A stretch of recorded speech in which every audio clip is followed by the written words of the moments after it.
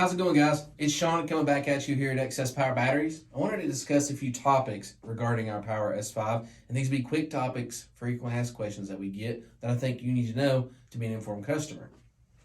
We're going to start off with it. 5,000 watts. Now, we rate the 5,000 watts with 100 amps of charging, so very similar to your stock alternator. This one is a 12-volt battery, so if you're charging above 14.7 to 14.8, you need to consider our S6 version. Anything 13 volt or 14 volt charging is perfect. If your car charges to 13.3 or it charges to 14.4, those are perfect. Say, for example, you have a stock battery under the hood and you don't want to change it. That's fine. We can put this in with it with no issue. These can run with a 12 volt AGM battery under the hood with no issues. Those are great things. Now, let's say you upgrade from 5,000 watts to 7,000 watts and voltage is just not cutting it. It's 7,000 watts, so we're exceeding the 5,000 watts. So you decide to go with an alternator upgrade from somebody like McMahon Alternators or Brand X Electrical. Both are great options who offer direct alternator applications, high output alternator applications for most likely your vehicle. So let's say you get a 300 amp alternator.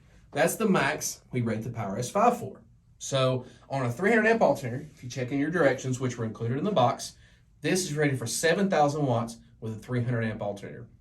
So the good thing about that is on one extra battery, 300 amps, you can run 7,000 watts as long as you're below 14.8. The last thing I wanted to discuss real quick is some information regarding charging. Now, a lot of lithiums in the history have so far, in our data that we've seen, have been using cells that cannot be charged with a AGM charger. We sell those as well. They're great for some advantages. But with this one of the particular advantages is that you can use an AGM charger. So we sell our HF series chargers.